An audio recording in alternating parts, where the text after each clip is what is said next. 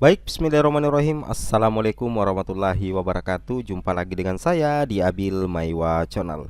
Jadi teman-teman, channel ini merupakan channel pendidikan tempat kita berbagi tentang aplikasi pendidikan, Microsoft Office, serta tips dan triks komputer. Jadi pada video kali ini Bapak Ibu ya, kembali lagi admin akan mencoba ya mengupdate informasi terbaru terkait P3K di tahun 2022, yang mana di sini ada ya istilahnya selamat, kabar gembira ya. Nah, tentunya ini adalah merupakan kabar gembira. Hasil rakor pengadaan ASN ya, sepakat honorer P1, P2, P3 semua diangkat P3K. Apakah betul Bapak Ibu ya? Semua honorer baik itu P1, P2, P3 semuanya diangkat menjadi P3K. Kalau kita lihat rakor pengadaan ASN P3K ya, yang dilakukan oleh Kemenpan RB dan juga dihadiri oleh Mas Nadiem Makarim ya, seperti itu. Jadi admin tidak memastikan ya bahwasanya hasil rakor pengadaan ASN sepakat honorer P1, P2, P3 semua diangkat P3K. Justru admin juga bertanya Bapak Ibu ya. Tetapi tentunya ini adalah selamat ya. Ini termasuk salah satu kabar gembira. Tapi sebelum kita lanjut, bagi rekan-rekan guru yang baru pertama kali menemukan channel ini, jangan lupa tekan tombol subscribe ya, dan aktifkan lonceng notifikasi agar setiap hari Bapak Ibu bisa mendapatkan update informasi terbaru dari kami. Baik, kita langsung saja to the point ke informasinya. Di sini kami sudah masuk di website resminya Kemenpan RB, yaitu https://www.kemenpan.co.id. Di sini dikatakan Menpan RB, kemudian Mendikbudristek, Menkes rancang pengadaan ASN tahun 2023. Tentunya ini menjadi salah satu kabar yang sangat menggembirakan juga bagi pelamar P1 ya, bagi pelamar V1 yang belum mendapatkan formasi dan belum mendapatkan penempatan. Ini adalah gambar Menpan RB Azwar Anas saat memberikan arahan dalam rakor rencana pengadaan ASN di lingkungan instansi pemerintah tahun 2023 di Jakarta ya, tanggal 30 November tahun 2022. Di sini dikatakan memasuki akhir tahun 2022, pemerintah mulai merancang ya perencanaan pengadaan aparatur sipil negara ASN di lingkungan instansi pemerintah tahun 2023. Salah satunya untuk tenaga guru dan AS kesehatan ya. Jadi salah satunya ini tentunya untuk tenaga guru dan kesehatan Bapak Ibu ya. Nah, di sini kemudian Menteri Pendayagunaan Aparatur Negara dan Reformasi Birokrasi PAN RB, Bapak Abdullah Azwar Anas mengatakan pemerintah akan melanjutkan target pemenuhan kebutuhan guru dan tenaga kesehatan secara nasional Bapak Ibu ya. Secara nasional tentunya melalui pengadaan ASN tahun 2023.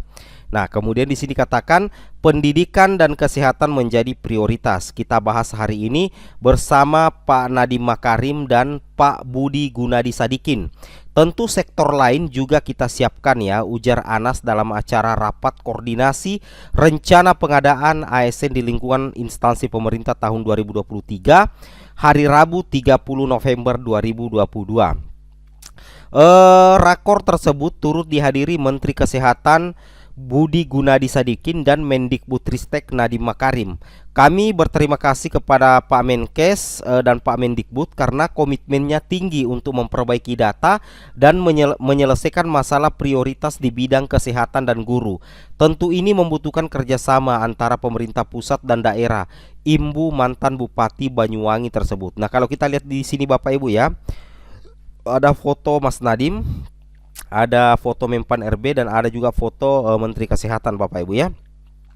Nah, di sini fotonya ya, di sini dikatakan Menteri Anas menghimbau instansi pemerintah pusat ya dan daerah untuk mengusulkan kebutuhan ASN di tahun 2023. Penyampaian kebutuhan ASN tersebut tentunya dilakukan dengan mempertimbangkan analisis jabatan dan analisis beban kerja. Mari kita data bersama terkait kebutuhan dan jumlah ASN yang mendesak perlu segera kita penuhi. Pak Anas mengatakan arah kebijakan pengadaan ASN tahun 2023 itu memberikan kesempatan untuk rekrutmen talenta digital berupa data saintis secara terukur. Perekrutan calon pegawai negeri sipil juga akan dilakukan dengan sangat efektif. Senada dengan Anas, Menteri Kesehatan Budi Gunadi Sadikin mengatakan pemenuhan tenaga kesehatan di daerah harus diikuti oleh komitmen Pemda untuk mengajukan formasi sesuai dengan kebutuhan. Saya minta seluruh daerah segera mengisi formasi yang dibutuhkan untuk 2023 dan pastikan cocok ya. Jangan sampai kalau yang dibutuhkan dokter tapi yang dimasukkan tenaga administrasi. Oke, betul sekali ya. Pak Budi mengakui bahwa saat ini masih banyak pemerintah daerah yang enggan untuk mengajukan formasi nakes karena alasan anggaran. Untuk itu, Kementerian Kesehatan telah berkoordinasi dengan Kementerian Keuangan untuk mencari solusi terkait alokasi spesifik untuk pembayaran gaji P3K dan program-program kesehatan yang telah dibuat oleh pemerintah pusat sesuai dengan arahan Presiden. Nah, kemudian di sini pemerintah pusat sudah membantu mengalokasikan dananya secara lebih spesifik untuk nakes yang memang berkontribusi banyak dalam meningkatkan level pendidikan dan kesehatan. Nah, mengamini penjelasan Menkes Budi Sadikin, Mendikbudristek Nadiem Makarim mengurai 3 paket kebijakan mengenai pemenuhan kebutuhan guru P3K. Pertama, jika dalam bulan Februari hingga Maret 2023 formasi tidak diterima 100% dari pemerintah daerah, maka pemerintah pusat bisa melengkapi jumlah formasi P3K. Pemerintah pusat akan mengajukan dan menetapkan formasinya. Kedua, Undang-Undang APBN dan Peraturan Menteri Keuangan akan mengatur secara spesifik bahwa anggaran gaji dan tunjangan melekat untuk P3K tidak akan bisa digunakan untuk hal lain, bahkan tidak bisa digunakan untuk hal pendidikan lainnya. Ketiga, dana spesifik untuk pengangkatan P3K tersebut hanya akan ditransfer ke Pemda pada saat pengangkatan sudah terjadi. Alhamdulillah ya. Ini tentunya 3 paket kebijakan yang akan diambil oleh Kemendikbudristek untuk pemenuhan guru P3K pada tahun 2023.